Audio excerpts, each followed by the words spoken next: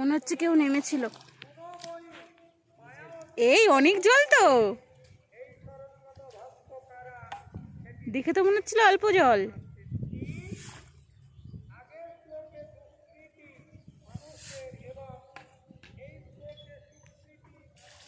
গায়ে কোনো অসুবিধা হবে না তো?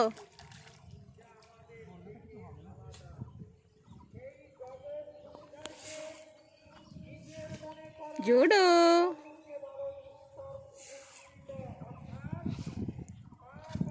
নাও, নিজের পুকুরে নামার স্বপ্ন পূরণ হলো।